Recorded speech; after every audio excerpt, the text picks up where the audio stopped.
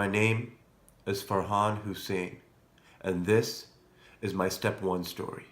Congratulations! You did it, you made it. You made it out of the 2 years of basic sciences, a time in our lives that we like to call the worst time of our lives.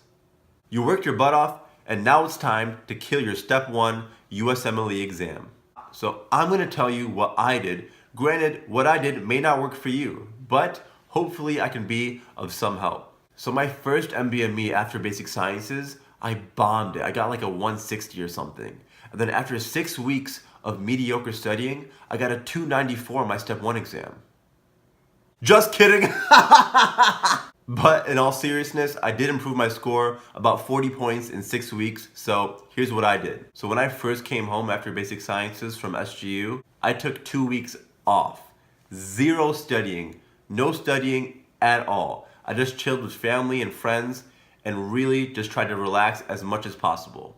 This was really essential for me to do because I knew I had to re-energize myself and get ready for the 6 long weeks ahead of me. Now the first myth that I'm gonna bust is that you need to wake up at 6 a.m. every single day to do well in your exam. This is a fallacy! This is the biggest fallacy of our times! If you've comfortably made it to this point by staying up till 3 a.m. and waking up at noon, then stick to that. Stick to what works. Like Diplo said, if it ain't broke, don't fix it. At first, I tried to get up at 5, 6 a.m. every single day because I was told that's important to simulate test conditions. But every single time I'd wake up that early, I never felt like you had the energy or the focus to be studying all day, especially on the days that I wasn't taking cocaine. I've never consistently woken up at 5 a.m. every single day, so why would I start doing that now? Another issue related to that I'd like to address is the notion that you have to be studying 12 hours a day. That also didn't work for me because I've never in my life studied for 12 hours a day every single day. So why would I start now? It's different when you're in school and you have a week to memorize everything you know.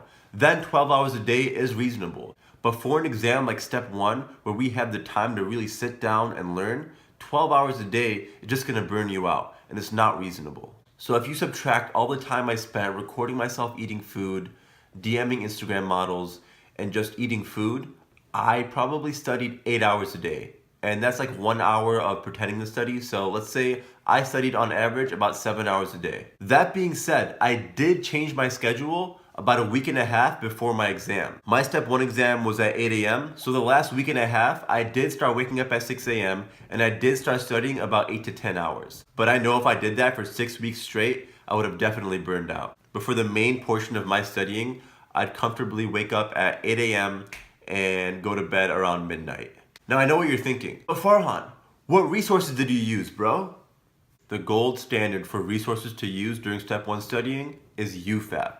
That's UWorld, First Aid, and Pathoma. Shout out to Imam Sitar. I did use Sketchy Micro and Sketchy Farm because I was using those throughout my basic sciences. Something different that I did from a lot of students is that before I started actually studying, I took 2 days to just lightly read First Aid front to back. I did that to get comfortable with the book and to kind of gauge how intense each section was. And honestly, I feel like it gave me a good warm-up before I started actually studying.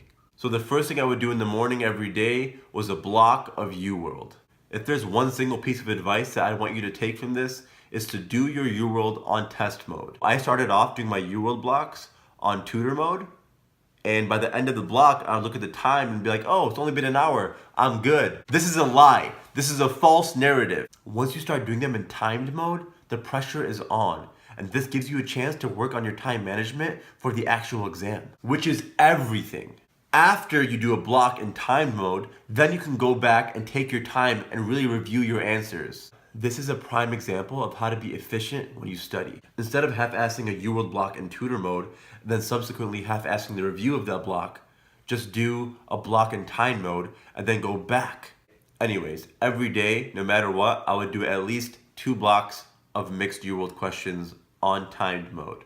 So when I was reviewing my UWorld blocks, I would have a Word document open, and anything that I knew I needed to review, I would jot it down in that Word document. And I would organize that document by organ system. And these notes were very simple and very straightforward. For example, I'd write down something like, a glucagonoma can present with necrolytic migratory erythema. By the end of my 6 weeks of studying, That review sheet was about 50 pages long. It was a lot, but it kind of served as a personalized, high-yield review sheet that I would go over every single night. Now, I'm not going to tell you how to make your schedule. As far as making a schedule, just make sure it's personalized to your strengths and weaknesses. This is the time to be really honest with yourself and say, what am I good at and what am I shitty at? For example, I knew I was better at micro, cardio, biostats, and psych. So when I was making my schedule, I didn't allocate that much time to those subjects compared to subjects that I was shitty in, like renal. Now, first aid. First aid is amazing. I would read about 1 chapter a day from first aid.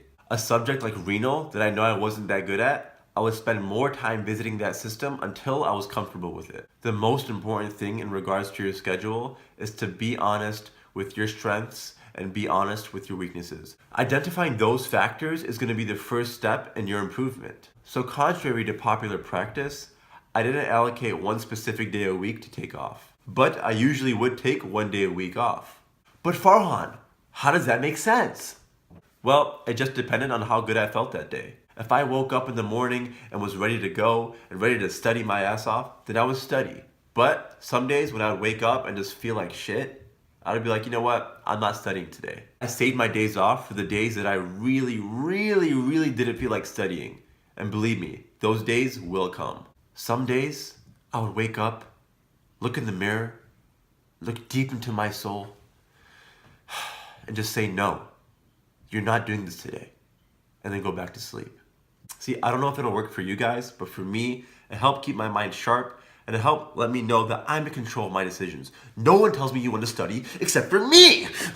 So, NBMEs and the 2 UWorld assessments. I took 5 NBMEs total and then I did the 2 UWorld assessments. I took 1 NBME before I started studying and then I took an NBME exam every Monday. Monday was the day of my step 1 exam. The UWorld assessments, I took the first one a week before my exam, and I took the second one about 3 days before my exam. My step 1 score was about the average between my UWorld 1 and my UWorld 2, so like a 294. My step 1 exam question style was more like UWorld than NBME, but a lot of my friends said theirs was more like NBME than UWorld, so it's very variable. Even though my actual test wasn't like the NBME, the NBMEs did a good job of predicting my score. The score I got on my exam was about the average of my NBME scores. So like, yeah, 289-ish.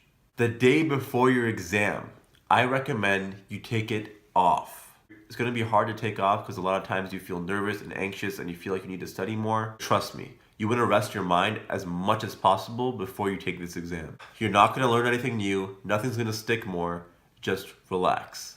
If anything, it'll take away your stamina for actual test day, and stamina is everything. Before you actually start the exam, there's a 15-minute tutorial on how to use the software.